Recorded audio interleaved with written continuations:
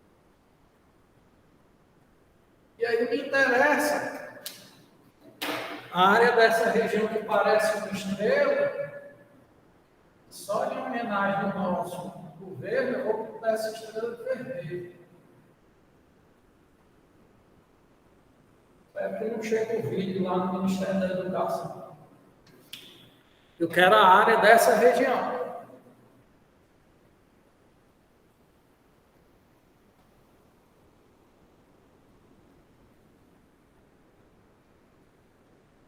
Vamos calcular a área dessa região. Aí entra a ideia de que quando as regiões são limitadas por curvas, você gera uma região que não tem. Para essa região eu uso determinada forma, para essa eu uso de outra forma. Você tem que pensar uma estratégia, e normalmente a estratégia, duas estratégias boas são decompor a figura e organizar de outra maneira, ou você usar aquela ideia que a área do todo é a soma das áreas de suas partes. E eu vou usar, na verdade, essas duas ideias, eu vou tentar usar essas duas ideias. Mais uma determinada coisa que é o Teorema de Pitágoras. Eu vou usar o Teorema de Pitágoras, que a área do todo é a soma das áreas das partes, e quando eu pego várias regiões e só reordeno essa região, me gera uma nova figura, mas com a mesma área. Que é como você mexer no quebra-cabeça. Você pega as mesmas peças, organiza de outra forma, mas continua ocupando o mesmo espaço, aquelas peças. Tá? Vamos lá. Vamos olhar para o novo quadrado. O novo quadrado ele pode ser visto como a área desse setor, mais a área desse setor, mais a área desse setor, mais a área desse setor, mais a área da região que eu quero. Ou seja, o novo quadrado é dividido em 5 regiões. Então, eu posso dizer que a área desse novo quadrado é a soma das áreas dessas 5 regiões. Só que perceba que esses setores aqui, eles são idênticos. Eles têm o mesmo raio e têm o mesmo ângulo central. Ter o mesmo raio significa que é como se fossem fatias de uma mesma pizza. Ter o mesmo ângulo central significa que essa fatia nem é mais fina, nem é mais larga. Ela tem o mesmo tamanho. E aí eu vou um pouco mais além. Se são figuras congruentes, então tem mesma área. É uma condição lá, quando você define área. Figuras congruentes têm mesma área. Então, se eu chamar a área dessa região de A dessa também vai ser A dessa também vai ser A dessa também vai ser A.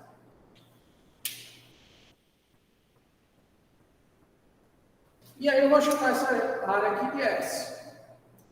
Então, a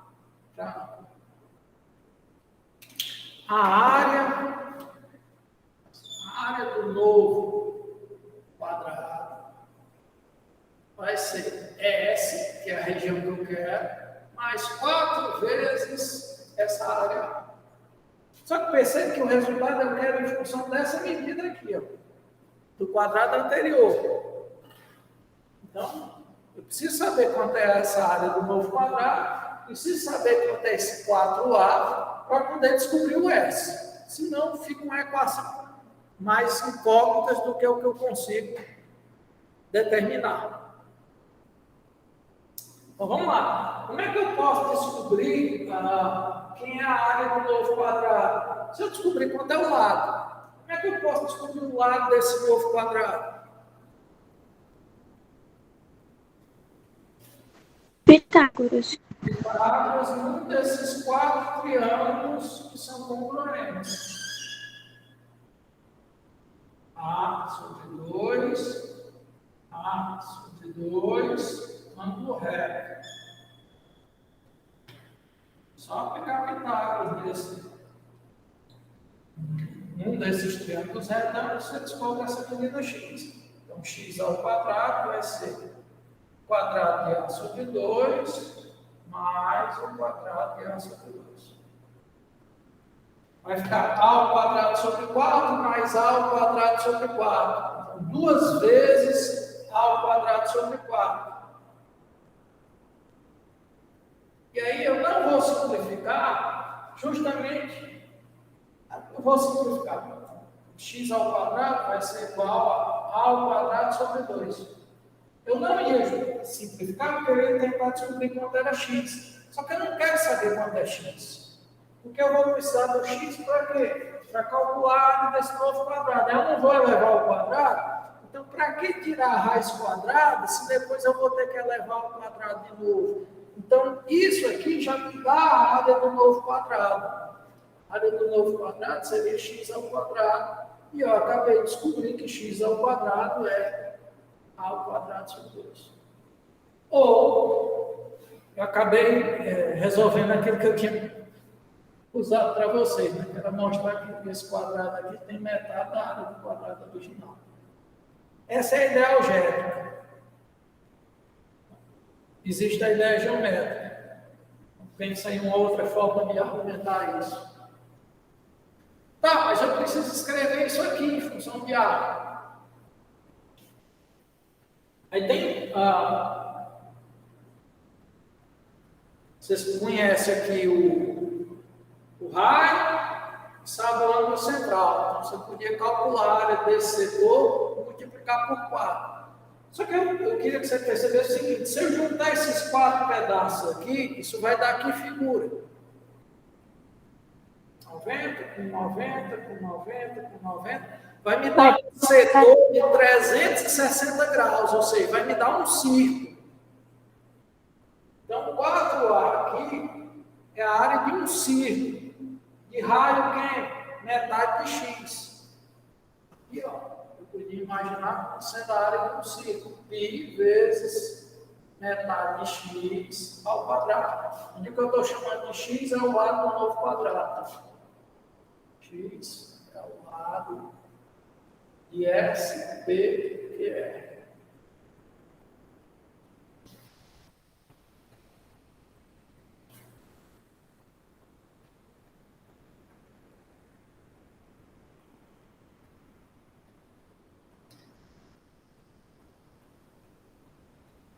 Então, vai ficar S mais π sobre 4 vezes x ao quadrado. De novo, x ao quadrado é ao quadrado sobre 2.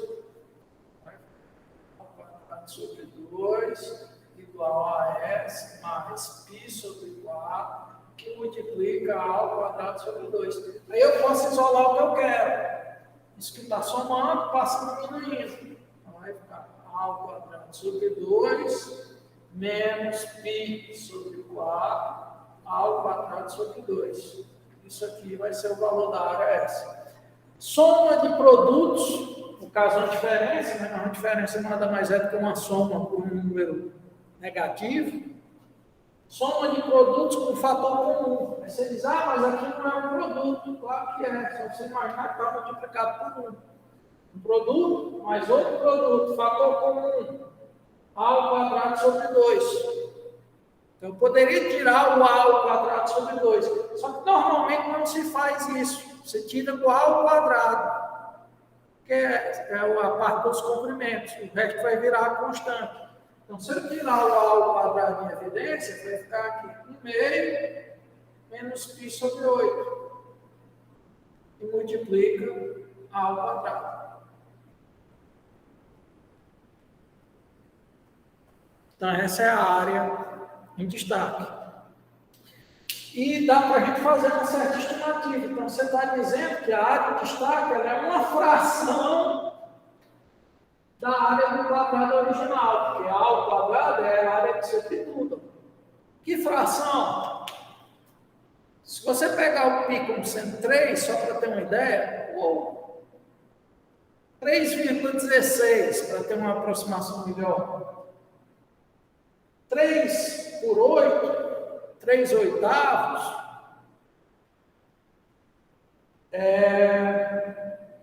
se fosse 4 oitavos, seria 0,5.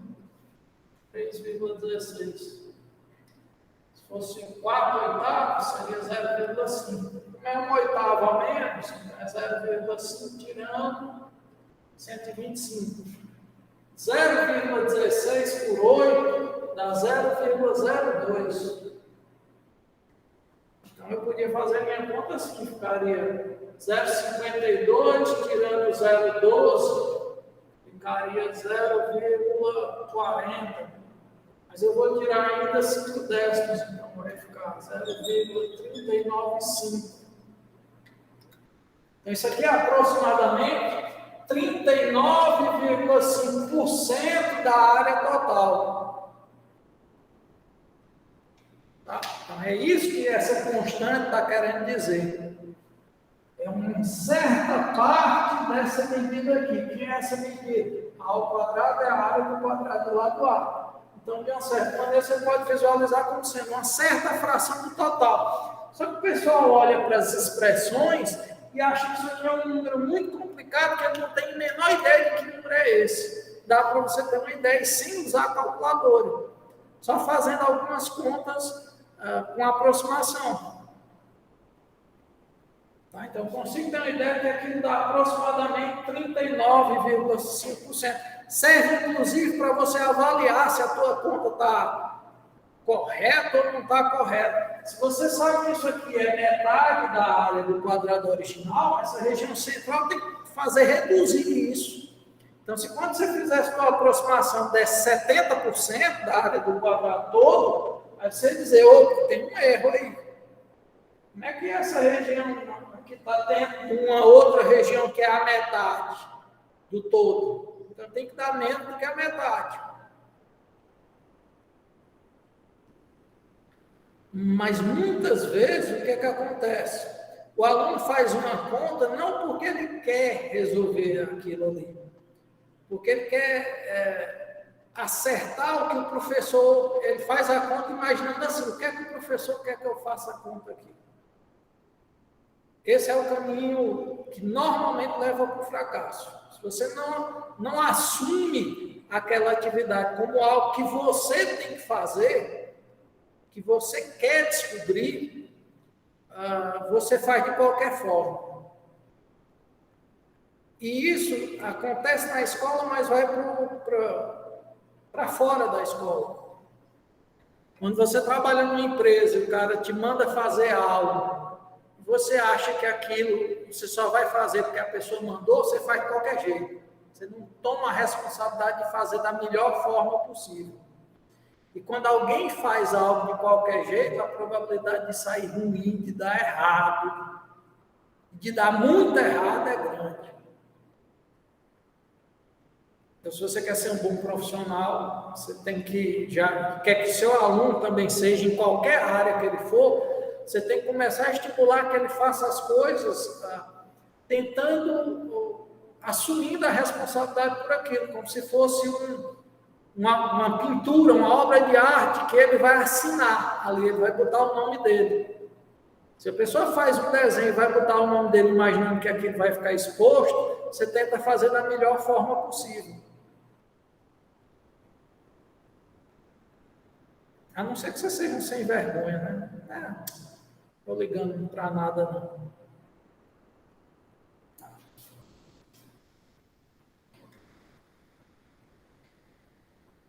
É fácil conseguir isso? Não, claro que não é. Eu tenho certeza que eu estou dizendo tudo isso, e tudo isso que eu estou dizendo vai atingir uma parte dos alunos que estão assistindo a aula aqui.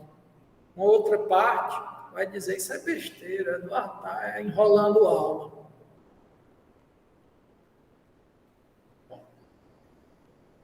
Pelo menos minha consciência fica tranquila. E vou conseguir ajudar alguns. Eduardo, de onde foi que saiu o π sobre 4 ali? Aqui tem meio, né? Meio ao quadrado é 1/4. 4 vezes π sobre 4. Aí de onde é que vem isso aqui? Quando eu junto esses 4 setores, 90, 90, 90, 90. Como é o mesmo raio, dá para juntar e deixar um setor só. Vai ficar um setor de 360 graus, ou seja, vai ficar um círculo. Um círculo, como é que calcula a área? Π vezes o raio ao quadrado. No caso, quem é o raio? Se eu chamei isso aqui tudo de x, o raio é x sobre 2. Entendeu? Entendi. Eu conferi o resultado, tá certo aqui. A única coisa que o cara do livro fez foi só resolver a fração aqui embaixo. Somou, né? Para somar, você tem que deixar com o mesmo denominador. Multiplica por 4, em cima e embaixo. No meio é o mesmo 4 oitavos. 4 oitavos menos π oitavos vai ficar 4 menos π sobre 8. Isso mesmo. Então, ou acertamos os dois, eu e o autor do livro, ou erramos os dois.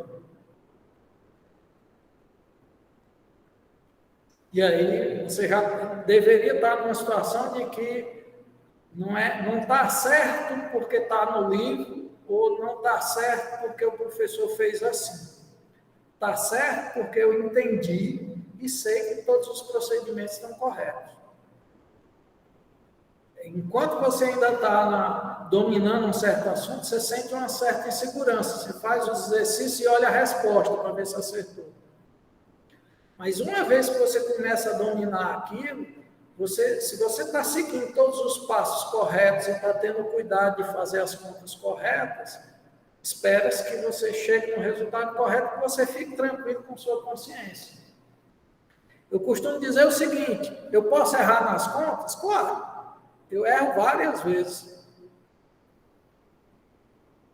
Porque o bom professor de matemática não é aquele que faz necessariamente contas bem, mas aquele que consegue juntar a parte teórica e elaborar uma estratégia para resolver um problema. Mas se eu errei nas contas e ninguém percebeu, é porque ninguém estava, vamos chamar assim, maduro o suficiente. Eita, isso aí vai gerar uma figurinha. Para perceber aquilo. Então, paciência, se ninguém está maduro ainda para entender aquilo, pode ser que no futuro, estudando mais, ele perceba. E se alguém perceber, aquilo não é desmérito nenhum do professor. É sinal de que o pessoal está entendendo as coisas e está tentando fazer. 922 e 920. Eu vou pelo menos tentar dar as ideias. Tá?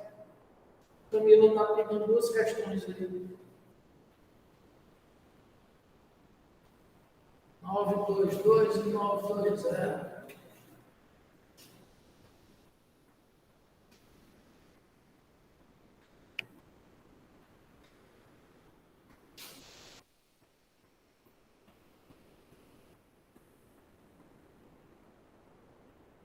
Camila reclamando aqui. Quase todas as questões complicadas demais. Sinal de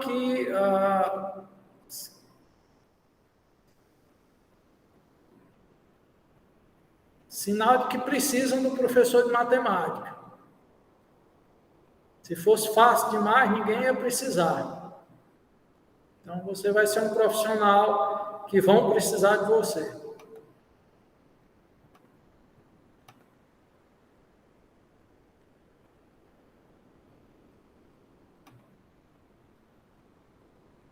Vamos lá para as questões. 920 e 922. 920, 922. Começar pela 922. A ideia vai ser mais fácil de entender. De novo, vai uma crítica ao autor do livro. Alguém pode até dizer: Eduardo, como é que tu critica tanto o autor do livro e adota o livro? É porque não é uma exclusividade desse autor, não. Muitos livros não descrevem a figura. E aí, por que não descreve? Porque é uma questão. Se numa página cabem 5 questões, se você for descrever detalhadamente, caberia 2. E aí a editora cobra. Não, para a gente ter lucro, tantas páginas. Aí ou diminui o número de questões, ou aumenta o número de páginas. Aumentar o número de páginas não é economicamente viável. Bom, vamos lá. O que está acontecendo aqui? Você tem um quadrado que é montado a partir de quadradinhos menores de lado A. Você tem um quadrado de lado A, 2, 3, 4, 5, 9 quadradinhos de lado A, que formam um quadrado maior. Aí o que é que acontece aqui? O que é esse arco? É você imaginar uma circunferência que passa pelos 4 vértices do quadrado. Onde é que vai estar o centro dessa circunferência?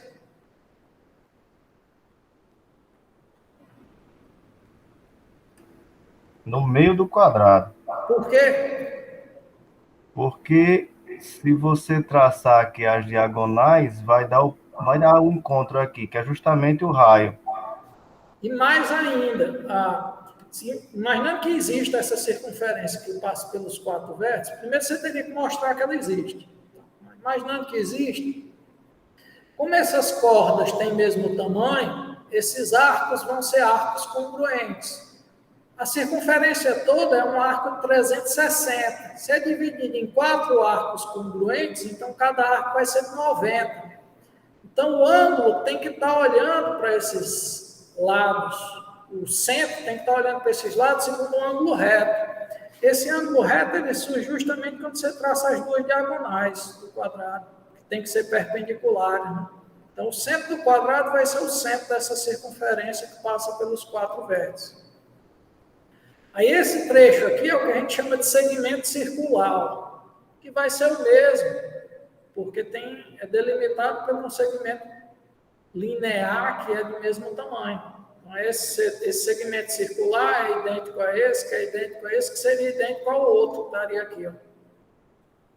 Aí esses segmentos aqui que estão pintados de rosa, aqui eles não são contabilizados, ou seja, essa região aqui é um quadradinho tirando 2 segmentos circulares daquele. Aí o que a gente pode fazer? Eu posso movimentar esse segmento para completar aqui, ó. Esse segmento para completar aqui. Aí a região pintada não vai mudar a área, vai mudar o formato, mas a área não. Aí como é que a gente pode calcular a área pintada, então? A área desses 2 quadrados, mais a área de um segmento só. Seria a maneira mais rápida de calcular. Então, decompõe isso para cá, isso para cá. Aí vão ficar 2 quadrados preenchidos, mais esse segmento aqui. Então, calcula a área dos 2 quadrados, né? Na verdade, de 1, né? A ao quadrado mais A ao quadrado dá 2A ao quadrado. Aí você só teria que calcular a área desse segmento aqui, que é um segmento que tem raio quem? Metade da diagonal. E tem ângulo central quem? Um ângulo de 90 graus, um ângulo reto. Então é fácil de calcular esse segmento. Calcula o setor e tira esse triângulo que está aqui, ó.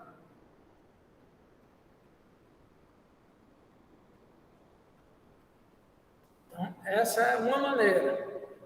Entendida? Entendi. Eduardo, eu pensei agora em fazer assim, calcular a área dessa circunferência, tirar a área de um dos quadrados e dividir por 4. Isso, pode ser. É uma outra maneira. Calcula a área da circunferência, aí você vai ter que usar o raio, tira do quadrado e divide por 4. Aí você vai ter a área de um segmento desse só. Vamos para 920. Determine a área da figura ao lado, sabendo que a B foi dividida em 4 segmentos congruentes. A B, entenda-se sendo o diâmetro. O sendo o centro. Você pegou aqui e dividiu. 1/4 do diâmetro, 2/4 do diâmetro, 3/4 do diâmetro, 4/4 do diâmetro. Primeiro quarto, segundo quarto, terceiro quarto, 4/4. O diâmetro todo aqui. E ele quer a área da figura sombreada. Bom, tem figuras aí sombreadas de maneira diferente, né? Então, não sei se ele quer a área da região que está pintada de, sei lá, salmão. Seriam 2 regiões. Ou se ele quer a área da região que está pintada de cinza. Realmente eu não sei. Mas aí, vamos lá, escolhe uma delas e vai fazer a conta. Se não for essa, deve ser a outra.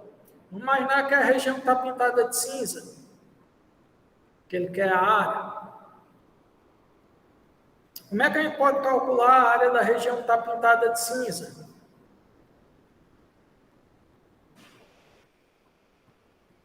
É um semicírculo, essa parte aqui de cima, é um semicírculo, tirando esse semicírculo aqui, ó. Se você sabe calcular a área de um círculo, a área do semicírculo é a metade. Aí eu uso a mesma coisa para a parte de baixo? É a parte de baixo. Também é um semicírculo, seria esse semicírculo aqui, ó. Tirando um semicírculo, seria esse daqui, branco. Aí você só precisa tomar cuidado, você tem que usar o raio correto. Aí, Rzinho é esse tamanho aqui. Então, quem é que vai ser o raio desse semicírculo aqui?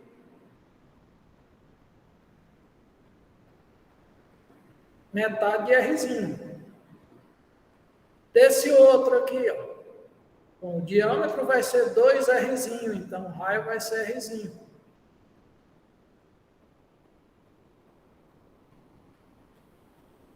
Tá? Ah, e se ele quiser a região rosada, entenda que essa figura daqui, ó, de cima, e essa figura aqui de baixo são idênticas. Então, bastaria calcular a área de uma delas e multiplicar por 2. A área dessa que está aqui embaixo, ela pode ser vista como a área de um semicírculo, mais essa região aqui, ó.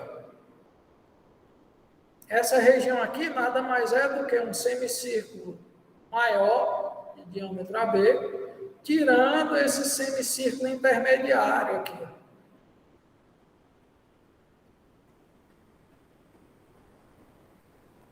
Aí você vai ter a área dessa região. Soma com a dessa, você tem a área dessa região toda, multiplica por 2, você vai ter a área que está pintada da região que está pintada de salmão. Entendido, Camila? Entendi.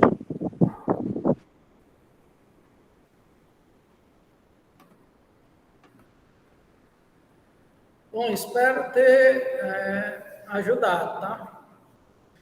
Na aula de amanhã, eu já vou colocar uns vídeos, vai ser assíncrono, começando a tratar de geometria espacial. O que não significa que você não pode continuar tentando fazer questões diárias e tentar tirar dúvida comigo. Tá? Mas que a gente não vai parar mais a aula para falar sobre a área. Eu preciso começar a usar o restante das aulas que eu tenho para ver o que a gente consegue tratar de geometria espacial. Tá certo? Obrigado quem pôde ficar até o final. E amanhã, aula às 5.